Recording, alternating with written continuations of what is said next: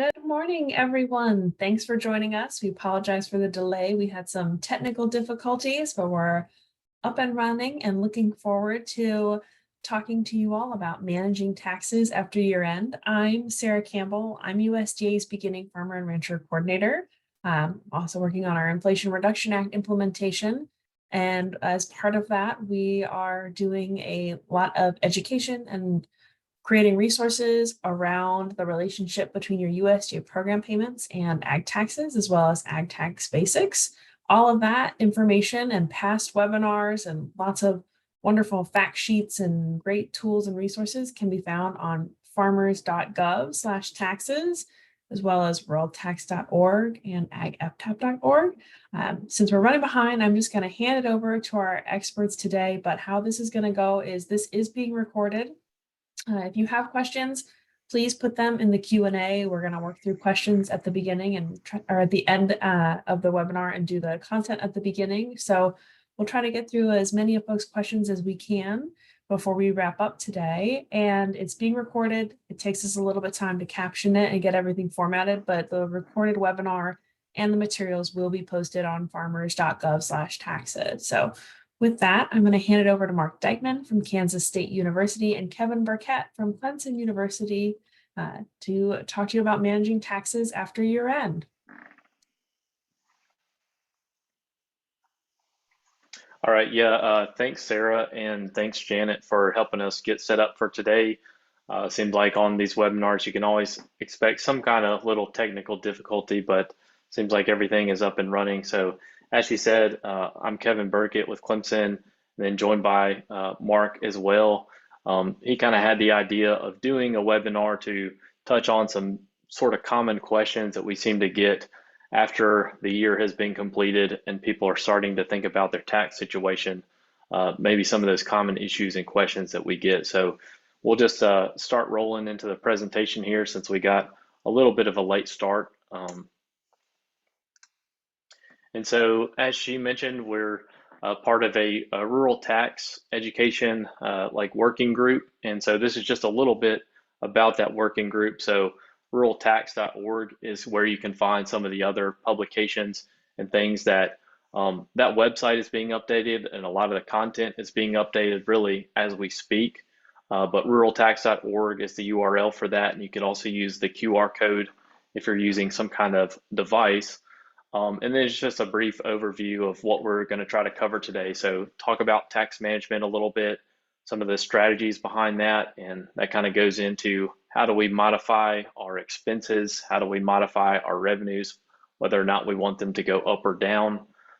Some other options that we can take advantage of, even though maybe we've completed the year, some things that we can still make decisions about after the year. And then if we have a little bit of time, I'll touch on 1099s because we start at this time of year, we're starting to think about those and different filings that we have to take care of with that as well. We see those pretty commonly in agriculture. So that's just kind of a broad overview of what we're going to try to touch on today.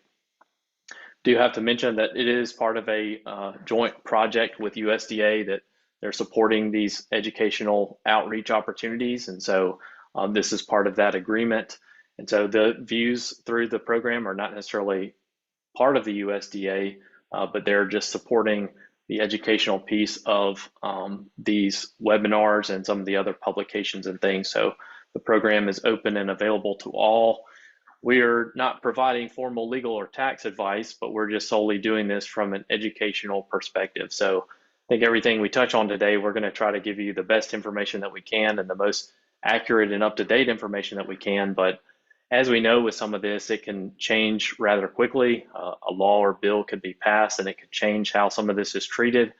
But when we talk about taxes, it's all pretty facts and circumstances based. And so what happens on your farm could be a little bit different than what happens on someone else's and someone else's. And so just changing a couple of those details can really change how it's treated for tax purposes as well. So we would always encourage you to consult with trusted professionals on your individual situation. So hopefully you have a tax professional that you've worked with for a long time and somebody that provides a lot of value to you.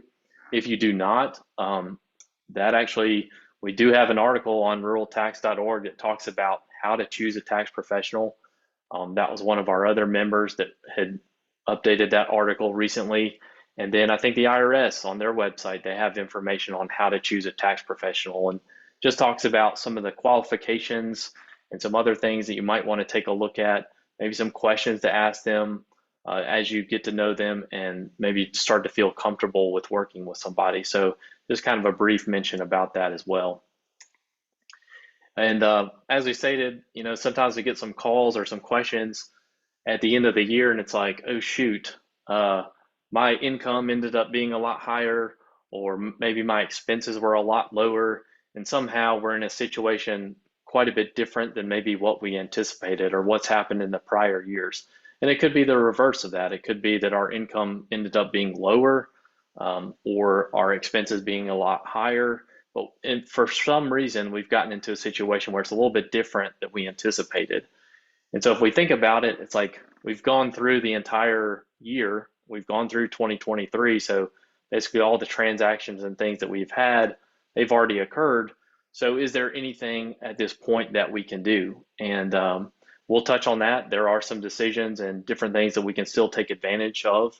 We'll talk about what options are available. But then there again, just kind of feeding into what I was mentioning about working with a preparer, that having that ongoing relationship with them and having conversations with them probably throughout the year is going to add the most value to you. So even though we've completed this year, let's say for 2024, we've got somebody that we're working with, we could sit down and maybe at the very least in September or October of 2024, sit down with them and say, hey, this is my current situation. This is what we're looking at so far. Are there things that we want to do before the end of the year in order to set ourselves up for a more favorable tax situation by the end of the year? So having those ongoing conversations, I think, is going to be valuable.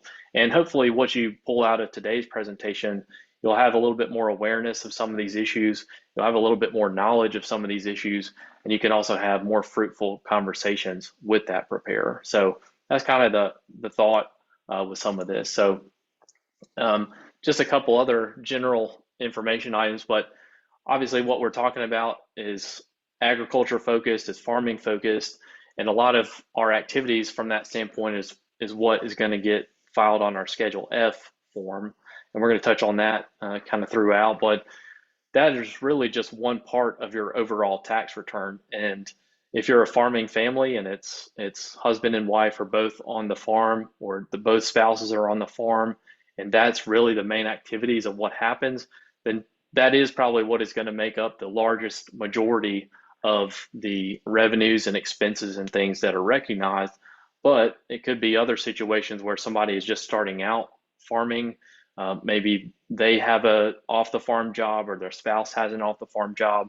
You've got some investment income or rental income or something like that. All of those things together is what make your overall return. So we're obviously focused on the agriculture piece, but it's only, in some case, it's one slice of the overall return. In some case, it could be big. In some case, it could be smaller, but just a note about that. And deferring tax, so we can make decisions now that maybe we lower our revenues or increase our expenses and things, but deferring tax does not necessarily eliminate tax. And I think there's a couple points where we kind of touch on this, but we can make those decisions for this year, but it does have effects for the next year or the following couple years and so on. And so there's some situations like if we have step up in basis from assets passing through an estate or something where tax can be eliminated. But if we're just talking year in and year out, just changing whether or not we owe that tax this year or next year, it doesn't eliminate it. It just changes when it's recognized. And so from that standpoint, when we talk about tax and tax management, tax is one piece, but hopefully almost approaching it from a standpoint of what is going to help our family and our business thrive. So the tax is a piece to that, and is maybe an important piece to that, but overall, what are those decisions and things that are really going to help you from that standpoint? So when we talk about taxes, it's a good overview or a good reminder to just touch on the brackets and kind of how they work. And so maybe you've seen some of this information before, and I think some people have, but sometimes they might be a little bit confused as far as how it works. So just wanted to do a brief overview. But if we're a single filer, so we are not married and we don't have any dependents, this is the 2023 tax bracket for a single filer. And so if they had $75,000 of income for the year, if you look at this chart, you would say, okay, well, they fall within the 22% bracket, because you can see 44,726 to 95,375. That 75 falls within that. And so they're currently in the 22% bracket. And so that means, well, that's what they're currently taxed at. Their next dollar of income is taxed at that rate. But as you can see, it doesn't necessarily mean that all of their income is taxed at that rate. And so as your income rises, these rates rise. And as your income goes up, you do get into those higher tax brackets, but not all of your income is taxed at that rate.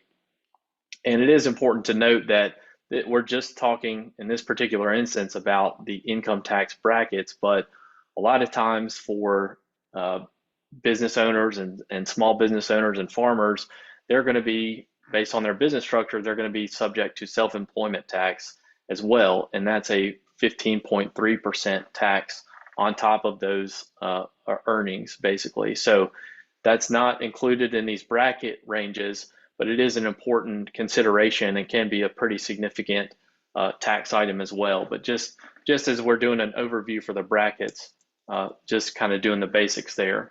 This is basically the same information, but shown in a little bit more of a visual format.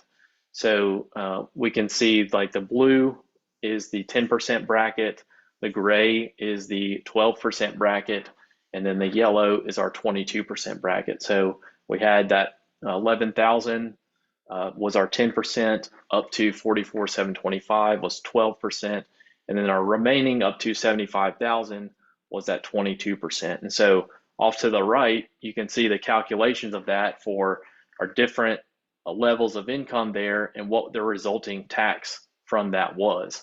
And so in total, after that is calculated, and you can find this on tables that are published each year to help you calculate this actually, 11,808 was the total tax from this.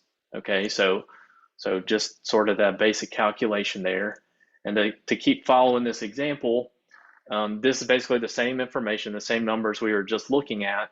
And so if you wanted to figure out what their effective tax rate was based on that, then you would do their total tax, which we said was 808, divided by their total taxable income, which was $75,000, for an effective rate of 15.7%.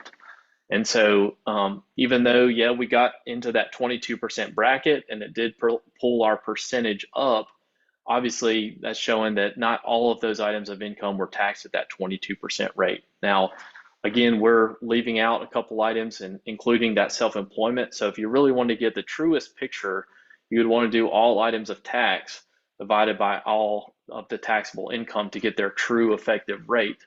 But when somebody mentions that, that's kind of the thought, that's how you make that calculation. So the bracket and where you fall is important. It does affect that percentage, but that's how you get to their true effective rate during the year. And that helps us make decisions as far as what is our current effective rate, maybe what was our past year effective rate, what do we maybe anticipate for the future, and that kind of thing. So when we talk tax planning, a lot of times you might initially, and a lot of times people think, well, I just want to minimize income tax as much as I can, maybe for the current year. And so there's ways and different things that we can take advantage of to do that. So prepaying expenses, that's something that you would have had to do before the end of the year, but we do see farming operations sometimes take advantage of that. Maybe we want to take as much depreciation as we possibly can. And if there's payments during the year that we can defer, crop insurance, maybe some other payments that we can say, we're not going to recognize this year, we're going to recognize them next year, then what are we doing? We're trying to increase our expenses and lower our revenues so that we have less tax in the current year. But but the other, and so that's sort of a more short-term strategy, I would say. And the other more long-term, looking at maybe this year, but also the next 3 years or the next 5 years, is how do we optimize our after-tax income? And that is taking more of a look at what are our current rates and what are our current brackets and what is our effective rate. As I said, like maybe what was our effective rate last year? What is it currently? What do we maybe anticipate for the future?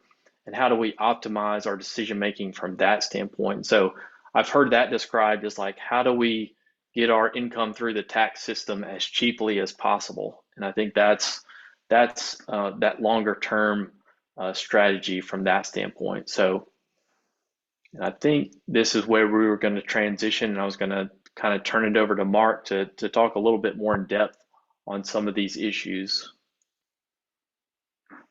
Thanks, Kevin. Good morning to everybody. Appreciate you joining us today. Tax topics are not always the most exciting thing, but we do appreciate you taking the time to join us. Wanted to discuss a little bit this kind of general rule of thumb that I like to use from a long-term perspective. The goal of most business owners in the long run is to build wealth, to accumulate wealth. And when we look at that specifically in the farm area, I like to use the rule that farm income plus non-farm income in the long run really needs to be greater than the total of your family living expenses, income taxes that are paid, and land principal payments or land purchases.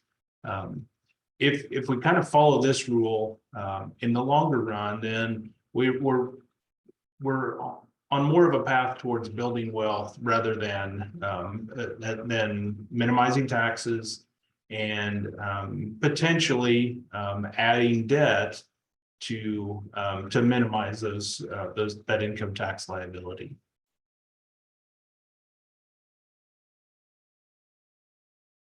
One other word of caution that we see very frequently in ag income taxes is that a lot of times people will run out at the end of the year and buy equipment solely for the purpose of avoiding income tax. And from an economic standpoint, from a business standpoint, the equipment purchases really should be looked at from a business need standpoint and not just tax savings. Now, there can be some benefits as far as tax savings if I am making a purchase that is needed. But looking at things just from that tax saving standpoint doesn't always make the most economic sense. So we'll kind of go through some general thoughts here when it comes to ag producers and income tax management. Farmers and ranchers, growers have a significant number of unique options that's available only to agriculture. These tools, these options may not be available to normal Main Street businesses. So it takes some specialized knowledge. If you're searching for that income tax preparer, it does take some specialized knowledge of farming. Just understanding the lingo and understanding the tax rules that surround this area. It does take some specialized knowledge, and you need to focus on that when you look for a preparer. Kevin mentioned the ability to meet with your tax professional before the year end and do some planning. I find that this is one of the most effective ways to manage income tax, to know where you're at, to set up a plan before the year end. This is how much income I need to bring in. I need to spend this much to get to my target. These meetings are can be very, very beneficial to you as as a producer to manage income taxes in the long run. If you're not able to do some planning, or even if you are, it may make some sense to leave yourself some wiggle room. To not always count on being able to fully depreciate everything, to plan, and we'll talk about some of the options that may be available to adjust income up or down after the fact, but to leave yourself that wiggle room, because sometimes you just don't know what's going to happen. There may be a payment come in at the end of the year that you weren't expecting, so additional income. There may be a large expense at the end of the year that you weren't anticipating, or maybe you want to take advantage of prepaying and you hadn't traditionally done that, so you need to plan around that. Sometimes things just happen that are out of our control. We'll kind of focus here for a little bit on some depreciation options. And to start with, we'll talk about accelerating depreciation. There are methods that we can use to slow down depreciation, but we'll start with taking depreciating things quicker than a normal schedule. The two methods that would be involved here are Section 179, accelerated depreciation, or Section 168, special depreciation allowance. Special depreciation allowance is kind of a mouthful, so we often refer to it as bonus depreciation, and that's what we'll refer to when we through our slides, and we'll call it bonus rather than special depreciation allowance. Speeding up depreciation, I think it's important to point out that this does not provide any more total depreciation. It simply changes the timing of what those depreciation deductions. So in essence, there is a trade-off. If I take more depreciation this year, I'm kind of borrowing that from future years. So I need to be aware that by accelerating, I am taking more depreciation now, stealing that from the future. And if I'm doing that with a piece of equipment that I borrowed funds to purchase, I'm taking that depreciation deduction on an item that I haven't paid for yet. And that means in future years, I do have that principal payment to make. And if I accelerate depreciation, if I take it all now, then I'll have to make those principal payments with after-tax dollars in the future. And that's acceptable from a tax law standpoint. We can do that. Just be aware that there is a trade-off in accelerating depreciation, especially with pieces of equipment that or breeding livestock, whatever it might be, that I borrowed money to purchase. So we'll focus on 179 deduction right now, but this 179 accelerated depreciation allows us to deduct unelected cost on qualifying assets in first year. And by elected cost, I mean I get to choose how much of that asset or how much of the purchase price of that asset I'm choosing to deduct using 179. 179 applies to only certain assets, only certain farm assets. The rules or the property that qualifies, it needs to be used primarily in a trade or business, which means more than 50% business use. And notice I said more than, not 50%. It's got to be more than 50% business use. It needs to be acquired by purchase, meaning I paid for it or I bought it, whether that's borrowed funds or I wrote a check for it. I need to have purchased it. That means that for inherited assets or assets that were gifted to me, I'm not able to use 179 deduction. In the farm world, generally, the assets that qualify are going to be 15-year personal property or less, and that equates to machinery, equipment, breeding livestock, single-purpose ag or horticultural structures, some business vehicles. I can take 179 on, and then computers, software, furniture for my office, whatever that might be. I'll kind of clarify that a single purpose ag or horticultural structure is something that I'm not able to use for multiple purposes. And in general, that means that there is an integrated feeding system, an integrated watering system, an integrated waste handling system, something like that. A machine shed or a hay shed, something like that can be used for multiple purposes. It doesn't matter that I only use it for one purpose, it can be used for multiple purposes. So it would not qualify, those types of buildings would not qualify for 179 depreciation. There are several limits that are associated with 179 depreciation. The first is an annual limit. For 2023, that's $1,160,000. That number is adjusted for inflation each year. And that sounds like an awful lot of money. But when you consider that a new combine or a new sprayer, a new tractor can run well over $500,000, then that can eat up that 1.16 million very, very, very quickly.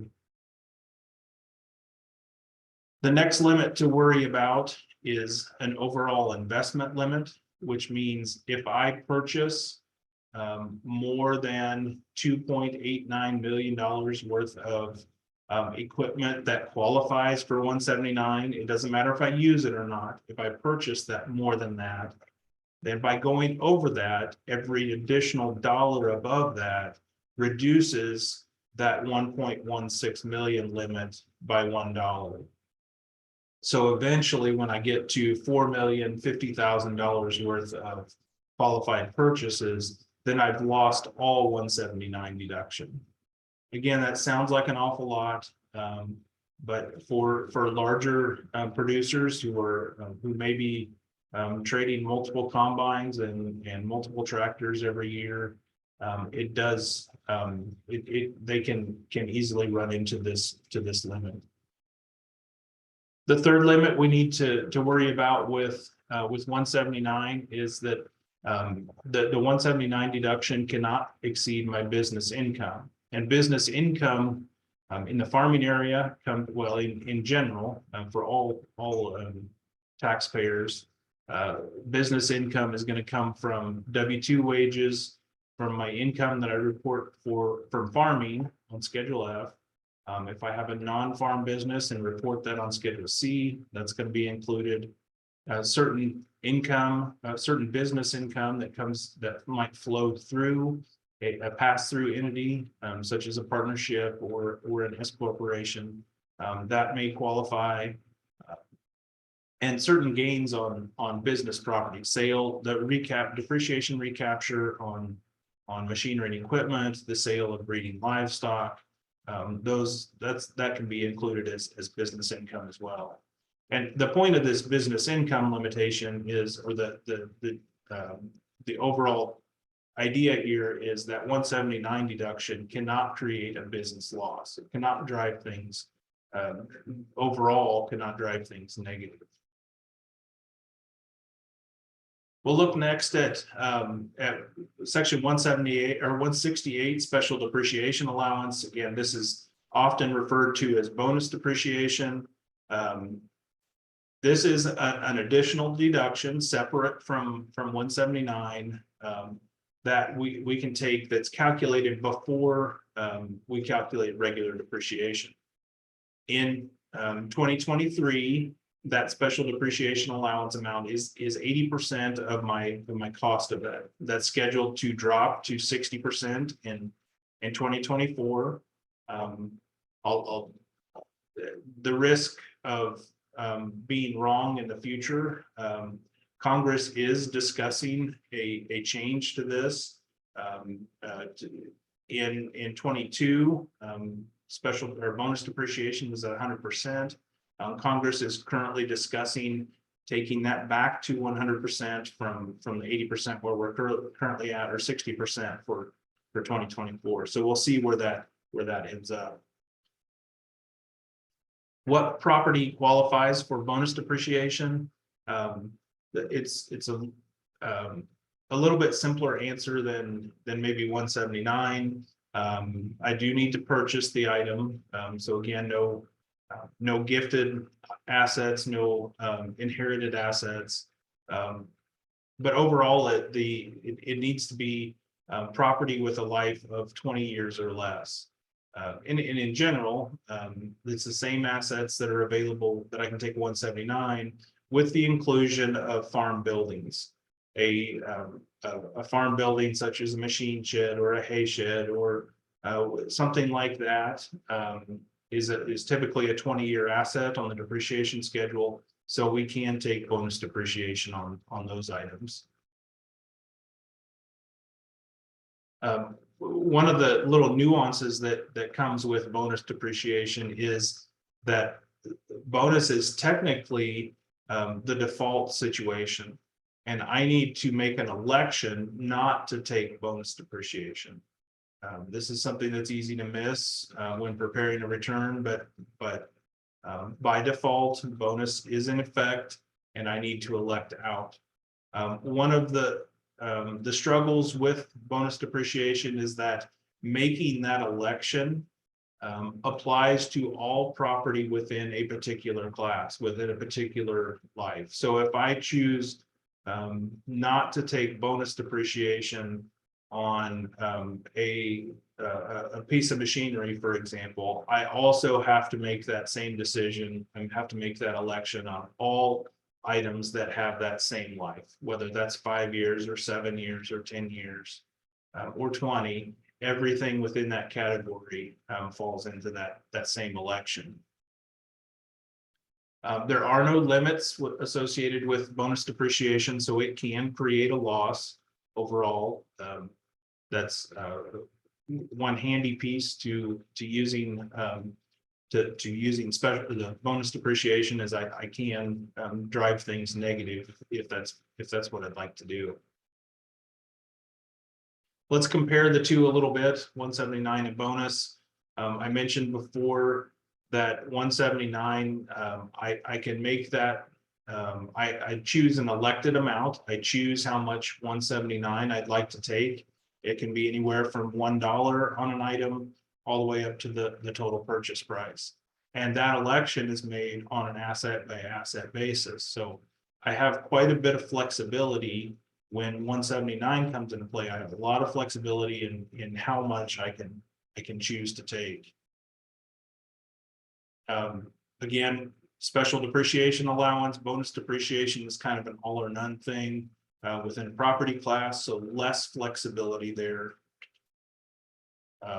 But I can use bonus depreciation with farm shops, machine sheds, whatever, those 20-year farm property items.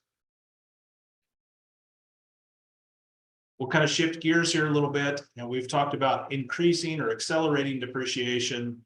Let's talk about some options to slow it down. And the common question we get is, why would I want to slow down depreciation? If income is low enough, it may be a good idea, or it may benefit the taxpayer to slow depreciation a little bit, to maximize a credit, to maximize earned income, to be able to fully deduct self-employed health insurance. There's a variety of reasons why we might want to increase income just a little bit to benefit that taxpayer. So when it comes, after 179 and after bonus depreciation, we calculate our regular depreciation amounts. The default for farm property is 200% declining balance. We can make an election then to go to 150% declining balance We can elect to go to straight line. And finally, we can elect to go to straight line and ADS. And with ADS, that typically means that we're stretching that depreciation out over a longer time period than we would with 200% declining balance with 150 or straight line. Just a quick reference to the Farmer's Tax Guide. If you have a question about what life applies to a particular asset, the 23 version of IRS Pub 225, the Farmer's Tax Guide, page 44 has a list of lives for each type of farm asset. If an item is not specifically listed on here, then it's going to fall into basically a general farm machinery item, and it's in most cases going to end up to be a 7-year depreciable life. I just wanted to kind of visually show the differences between the four options for depreciation.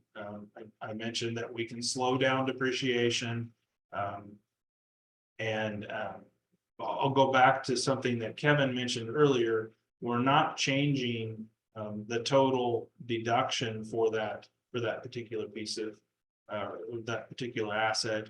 We're just changing the timing of that. We're changing when and how much we take in each year. So a 200% declining balance in the first year, for the example here is for a 7-year item. You can see the blue line, which is 200% declining balance, is the most depreciation in the first year and the second year. Once we get out to years 3 and 4, we've used more up front, so we're going to use less. This is a trade-off. Do we want the additional depreciation deduction now, or are we going to need that in the future? 150% declining balance is again more the first couple years and less relative to straight line in the future. The yellow line on the graph is straight line with ADS with alternative depreciation system. And you can see in that case, we've taken what would normally be a 7-year depreciation or 7-year life and stretched that out to 10. So we're still taking the same amount of depreciation. We're just spreading it out over a longer period of time. Okay, we'll shift away from deductions right now and maybe look a little more on the income side of things. I want to mention the election available with CCC or Commodity Credit Corporation loans available through FSA. If I have taken a loan on grain that I have in storage, I can make an election to treat those loan proceeds as income. In any other situation, loan proceeds, loans that I receive is not taxable income. But in this case, I do have the option to make that election to treat those proceeds as income. This will require some work before the year end. So the title of our presentation is Managing Taxes After Year End. I would have had to have made some decisions before the end of the year, gone through the process, received the loan proceeds in order to utilize this option. But I think this can be a very valuable tool in tax planning, especially if I need some income, but prices are depressed a little bit and I'm not, maybe I don't want to take advantage of the current prices. I can utilize CCC loans and that election to bump up income a little bit. You can see the loan rates for the national loan rates for those commodities right now. They're not not high compared to current commodity prices or futures prices, but they do allow some flexibility in bringing in some additional income that I might not be able to use otherwise. I will caution that if you are going to utilize a CCC loan, either you have one now or it's something you think you might want to do in the future. Accounting for these is very important, especially if the election is made to treat them as income. If I treat them as income in the prior year, I want to make sure that when I actually sell that grain and I repay that loan in the following year, that I don't double count that income. So accurate accounting records are very, very important with this. Just a concept to introduce as we talk about some of the upcoming topics. Constructive receipt is very important from a tax standpoint, and this just means that you have constructive receipt at the point where you have control of those funds. That does not mean you actually receive the funds in some cases, but you have control of those funds if you've received that check. Doesn't matter if you've taken it to the bank or you've deposited it. If you have the check in hand, you have constructive receipt. And if you have the ability to receive that check, then you do have constructive receipt. So a neighbor owes you money on December 30th. They tell you you can come by and get your check anytime, but you choose not to. You choose to wait until the next year to get that. You still have control of those funds. You still may have constructive receipt in that instance. Again, an item that maybe requires some advanced planning, but can be extremely beneficial or provide quite a bit of flexibility and be beneficial and after the fact tax management is a deferred payment contract. So from a kind of a technical standpoint, a deferred payment contract is a sale of grain or livestock in the current year, but I have a contract with the buyer that I will not be paid until sometime in the future. And usually that's the next tax year. That contract, it really should be written and between a buyer and a seller. Oftentimes that's an elevator if I'm selling grain. I would throw out some caution with deferred payment contracts between you and a sale barn. A commission company, a sale barn is not necessarily the buyer of that product. So there could be some question about the validity of that contract if that is a deferred payment contract with the sale barn. That sale barn is acting as an intermediary between the buyer and seller. They are not the end buyer, even though you are receiving a check from them. That contract needs to specify a quantity, a price, and a date for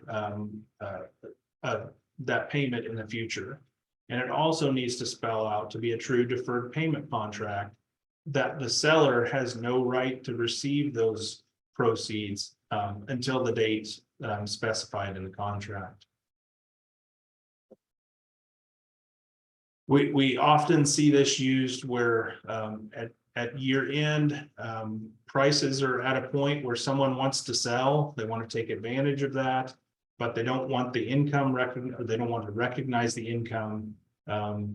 It's very frequently used in a situation like that where I want to take advantage of price, but I don't want the funds right now.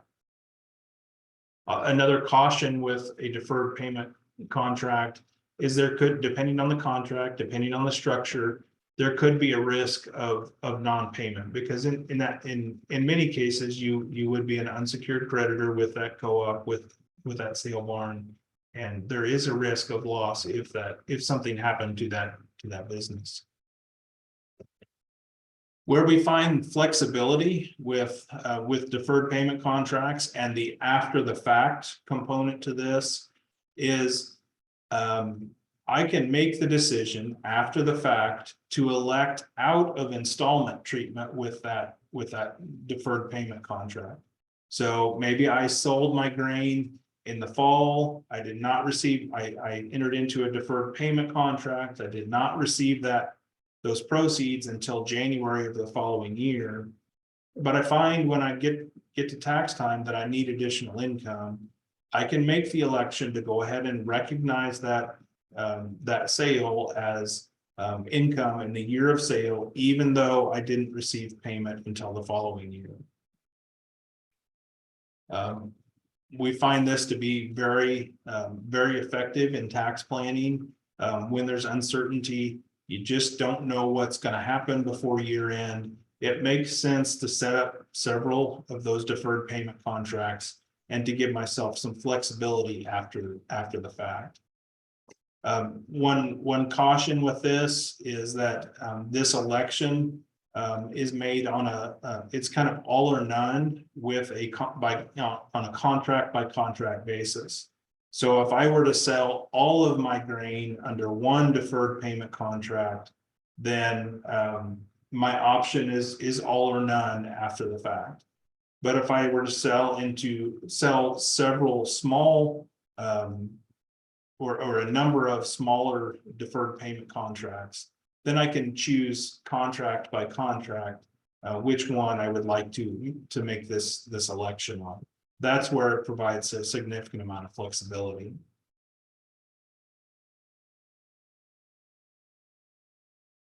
Touch really quick on deferring crop insurance.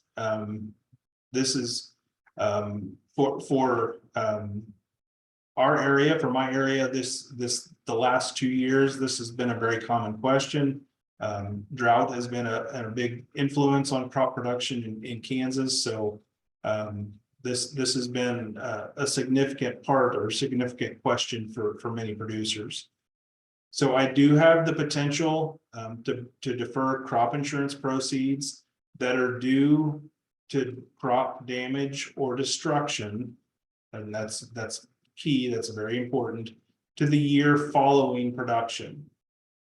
There are some nuances to this. There are some rules that I need to, or some things that need to happen in order for me to qualify. The big one is I normally need to sell at least 50% of my grain in the year following production. So that has to be my habit of holding grain over from one year to the next.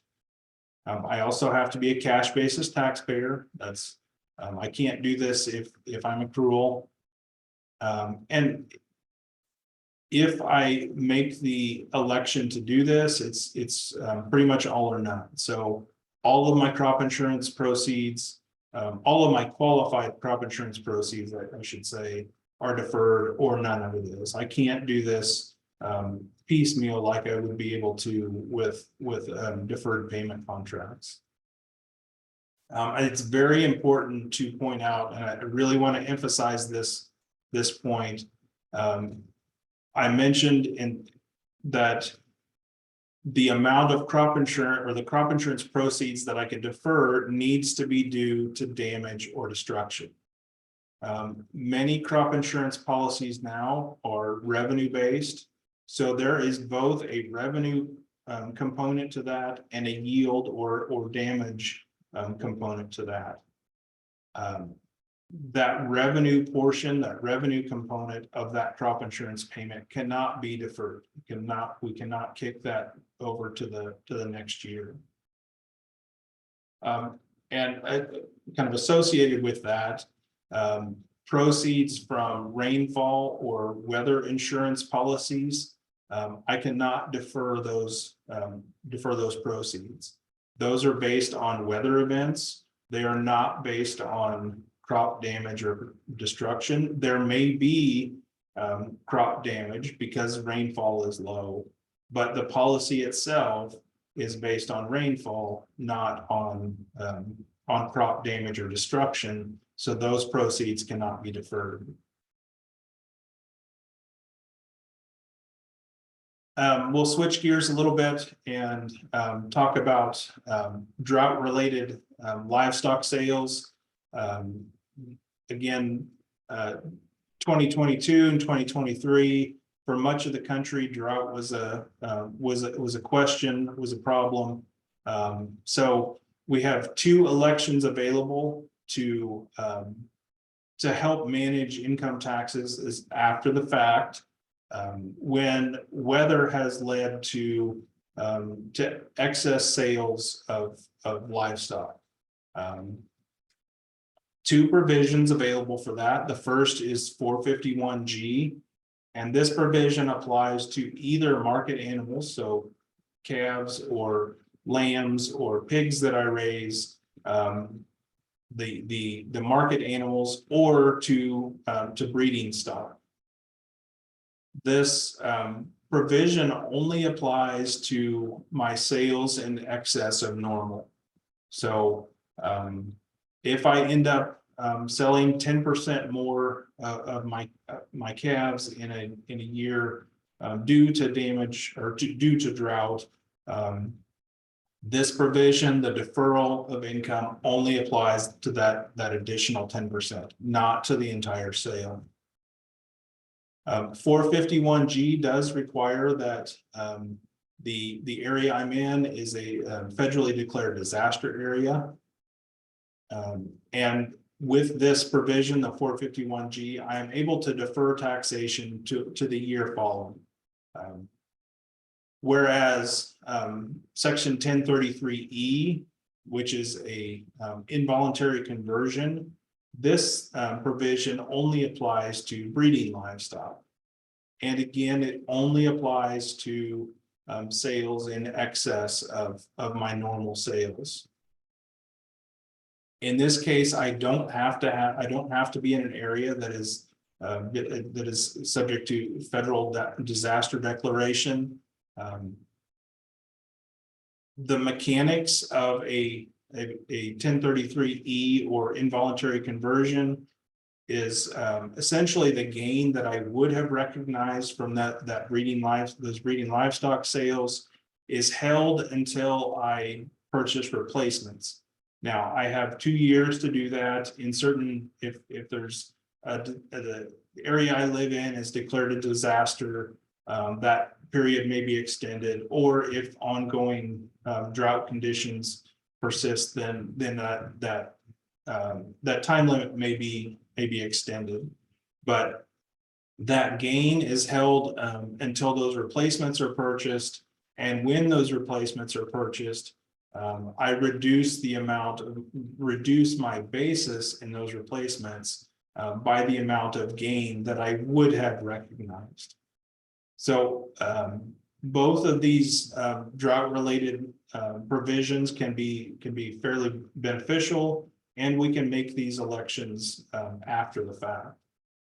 I just wanted to, this drought monitor map is from September of 2023, widespread drought. So these drought related provisions may be beneficial to you if you were in a drought area. Kevin, I'll turn it back to you for a little bit. Okay, sounds good. But yeah, feel free to hop in and add some comments as we kind of get towards the end here.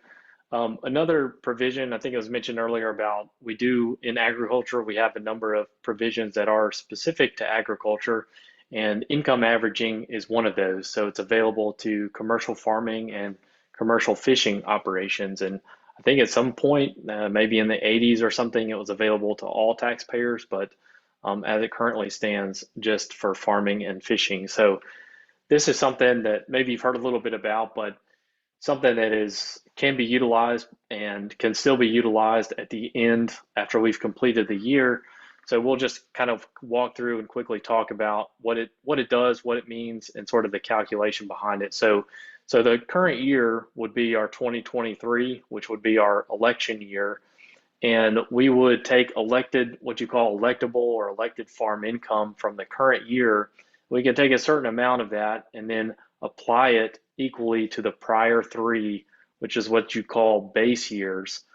So in this instance, 2023 would be our election year, and then 2022, 2021, and 2020 would be our base years.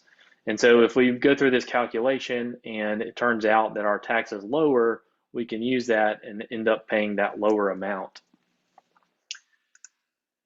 It's important to note that this does not amend or change any prior year returns. And I don't know if sometimes farmers are hesitant or tax preparers are hesitant sometimes to take advantage of it because maybe there's confusion that it does amend or change some of those year returns, but it's using information from those returns, it's using numbers from those returns, but it's not actually changing anything with those.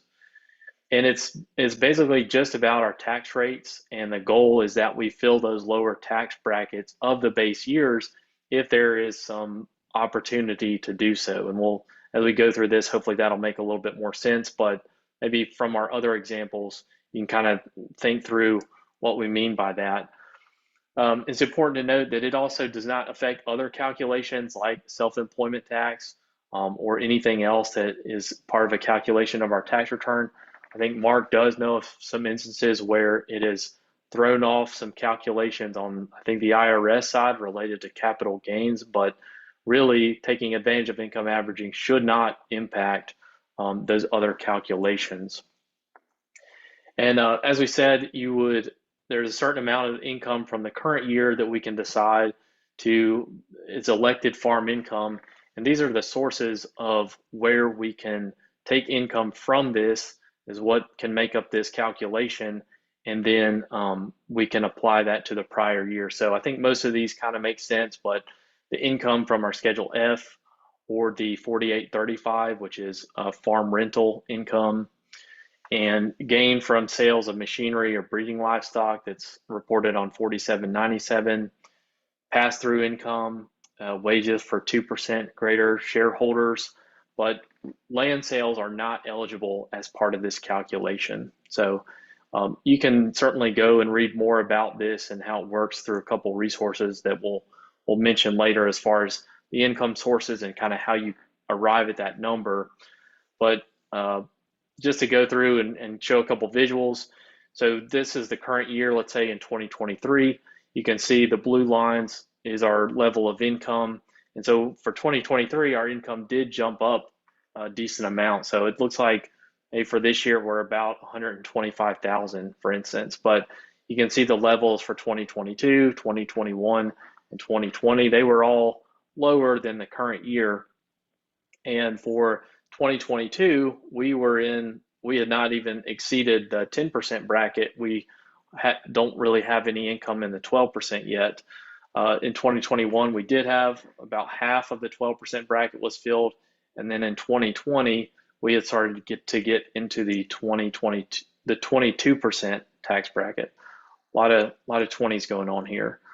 And so let's say in the current year, we had about $30,000 that we wanted to elect to apply to those prior years. And so you can kind of see, again, we have to split it equally. So we couldn't say, well, we want to apply all of it to 2022 or 2021, but we have to apply it equally. And so if we took that 30,000 and we applied 10,000 to 2020, we take 10,000 and apply it to 2021, and then another 10,000 to 2022. That's kind of the resulting computation from that. And so we do have, as you can see, we've got 10,000 for 2020 that we do have a certain amount that's in the 22% tax bracket, but otherwise those amounts are in the 12% bracket now. So if we keep kind of following this example, so originally if we just left it as it was, we would have 30,000, that total amount that was taxed at 22%, and the tax on that would be $6,600.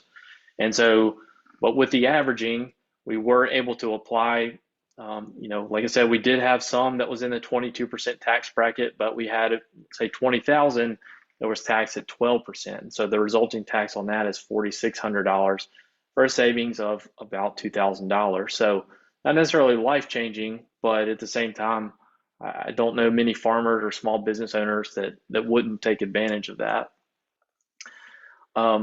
So when you have a high earning year is maybe a chance when you want to look at this. And you've maximized the current year benefit when your rates are equal between your base years and your current year. So if all those base years, like 2022, 2021, and 2020, if they were all at 22%, moving income from this year to those years, it's all going to be the same rate. So there's really no current year benefit. However, you can sometimes people do this, they'll still move income back because they would like to create gaps for future years.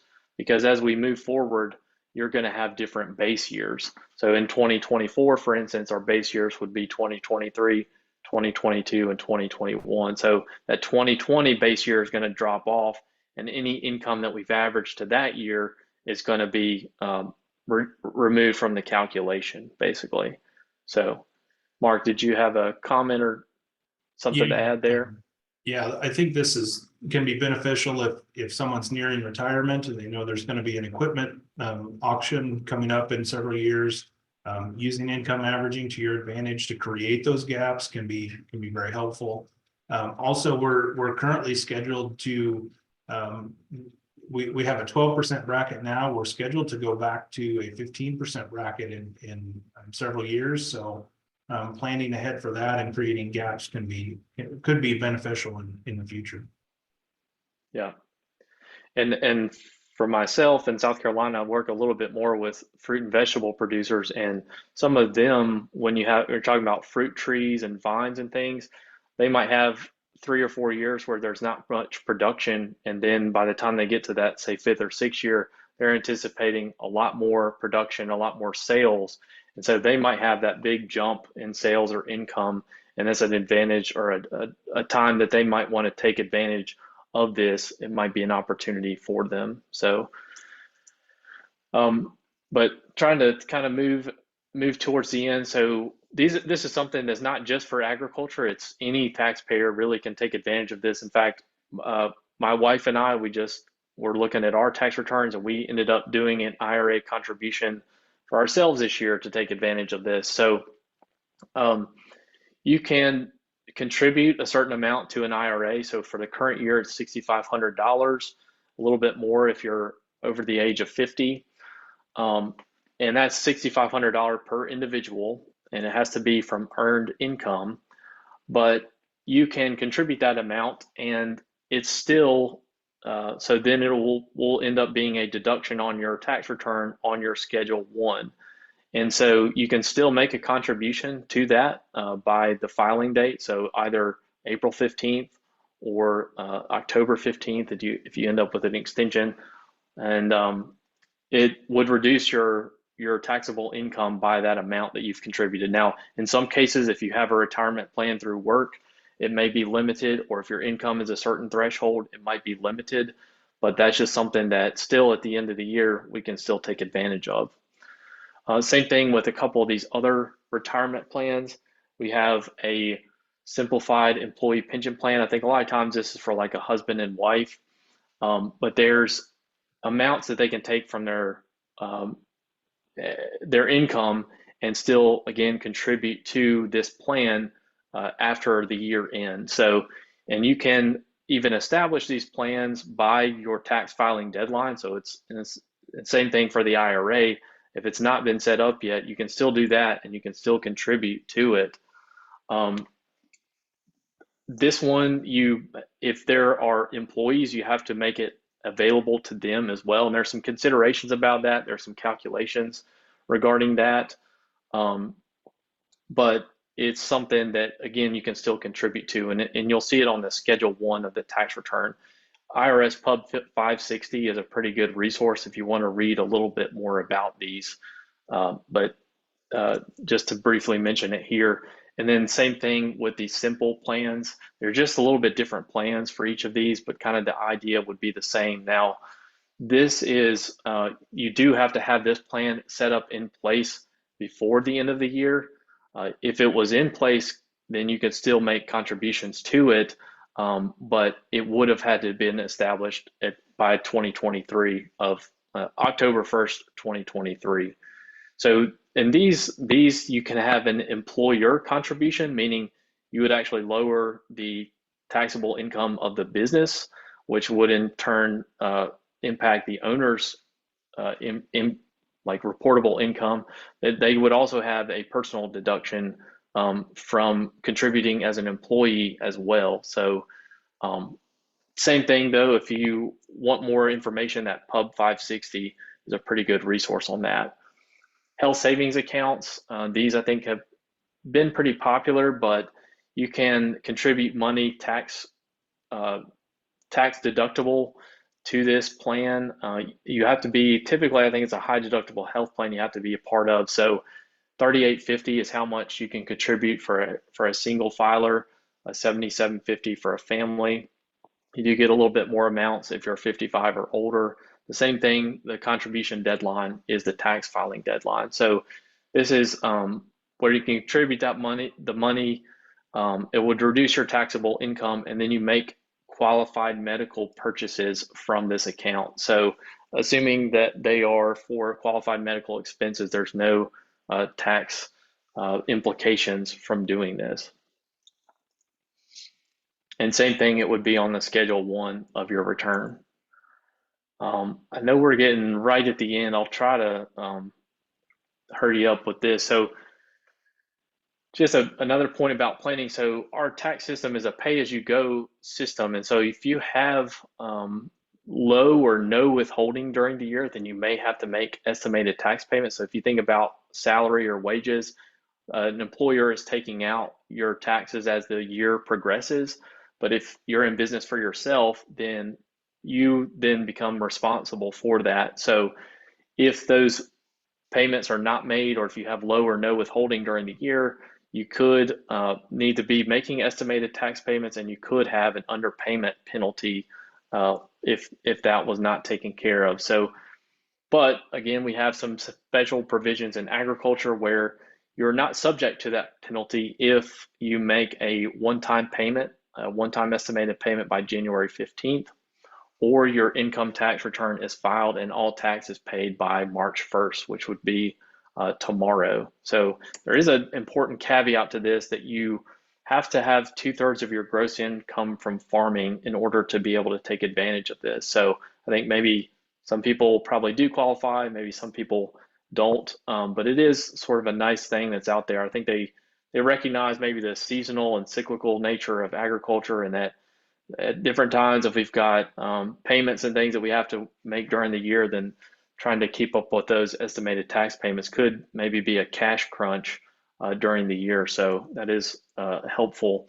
But the Interactive Tax Assistant, that's a pretty good resource on the IRS website. It'll actually run you through some scenarios, and it will show some scenarios or maybe ask you some questions, and it'll help you figure out whether or not you need to make estimated tax payments. And not just for that, but there's some other scenarios and situations like your filing status and dependents and some other maybe common questions.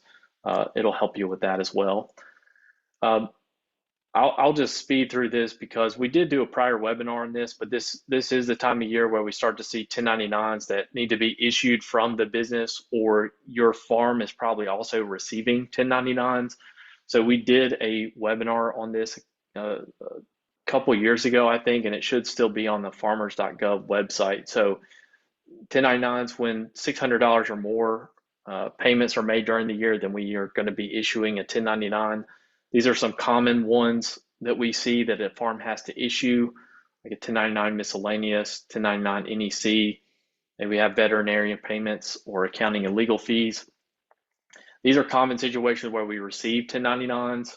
Not necessarily, this list is not all inclusive, but just, again, common situations. Crop insurance, government program payments, and then these are the associated tax form where these are typically reported.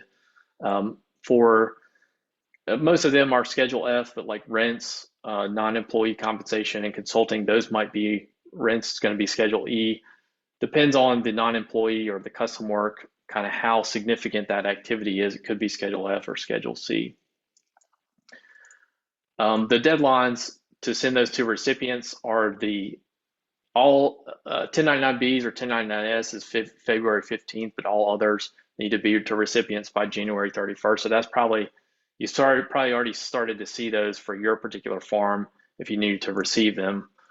And then the IRS, they want the 1099 NEC by the end of January, but all other electronic, if you're filing electronically, which if you do 10 or more of these returns, then you have until the end of March, which I think most of the time the filings happen at the same time. But just kind of a brief mention there. Again, if you'd like more in-depth information on this, you might want to go back and review that older webinar. So just real quickly, some other resources. The irs.gov website is very helpful, the forms, but also the instructions themselves.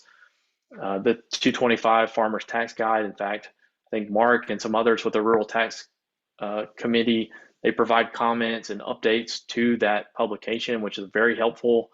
I would say if you have any questions regarding agriculture tax, like farm tax or landowner tax issues, 225 and ruraltax.org are going to be great resources.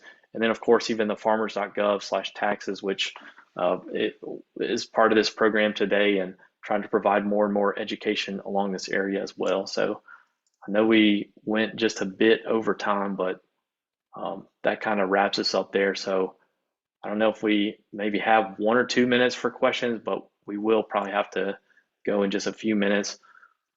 Want to share contact information as well. If we do have some burning follow-up questions that were not answered through the presentation or you'd like to follow up with us about.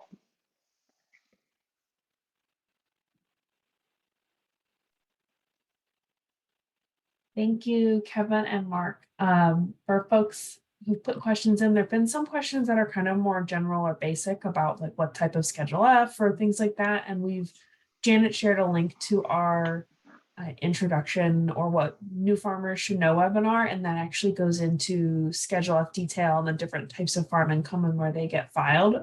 So I recommend folks check that out. We've got the slides on farmers.gov as well as the recording. But for you all, I don't know if you can see the Q&A here, but there were a couple questions about depreciation that might be good to answer. One was, can you change your depreciation election through like midway through the schedule? And another was about if you receive grant funding to purchase items, can you still take depreciation even though you've got that grant income and that was used to purchase it? So I'll tackle the question about depreciation changes in general. Once you've set down a path, or once you're down a path with depreciation, you cannot change that. In some cases, you may be able to go back and amend prior returns to change that. In other cases, you may have to file a 3115 IRS form for 3115, which is a change of accounting method. That can get messy, but in some cases it is possible. But for the most part, and I should clarify, in those cases where we're filing an amendment or we're changing, filing the change of accounting method, that would apply if I made a mistake or if there's an error of some sort. If I just want to change accounting method or change depreciation method, I don't have a lot of options there. I can go back and change an election for 179, but in general, I'm kind of stuck with where I'm at. I think there was one other depreciation question that I wanted to answer real quick. It's the long-term effect of not taking depreciation, and the issue there is when an item is sold, your basis, you compare the sale price to your basis, and your basis is calculated as the original cost minus depreciation allowed or allowable. So it doesn't matter if you took the depreciation or not. If you were allowed to, that becomes your basis. Now, there are some situations where we make adjustments to make that work, but if you have not taken depreciation on an item, technically, when that item is sold, then you do need, you have a reduced basis that would likely create some gain.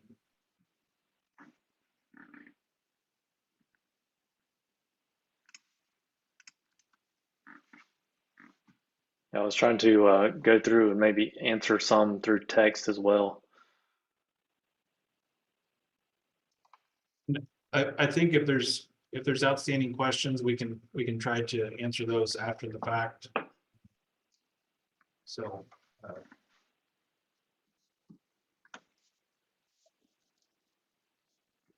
Yeah, and we've got actually webinars and some resources for some of these questions. So we'll go into the chat and share those links, like on the 1099s, as well as the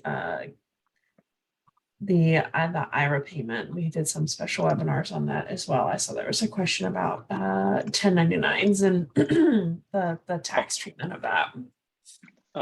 And I'll go ahead and share my email. We had it up there on the screen briefly, but I'll share my email into the chat if there's a specific question that I'd like to email. I will do the same thing.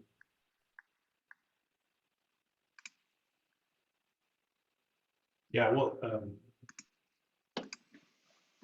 if your question was, if you did submit a question, we're not going to ignore it. We'll attempt to answer it. Yeah, and I would say sometimes the questions actually spur some other educational materials, whether it's a publication or another webinar or something like that, if we get a lot of common questions. So hopefully this was helpful. Hopefully some of those older webinars are helpful. And I think these are going to continue for into the foreseeable future. So hopefully it does provide some more education to you. Yes, thanks everyone for joining. We do webinars on about a monthly basis, sometimes more. And yeah, we do have some coming up that I think are going to touch on some of these topics. We'll be doing some webinars later this year on, for example, treatment of grant funding and conservation payments. We do have some resources on, we've had some webinars on timber. We'll get that, we'll get you a link on that. But yeah, thank you everyone for your questions. We'll come back through these and see if there's anything else we need to answer, and folks can follow up and send our presenters an email. Thank you all for joining and have a wonderful day. Thanks, everyone. Yeah, thank you.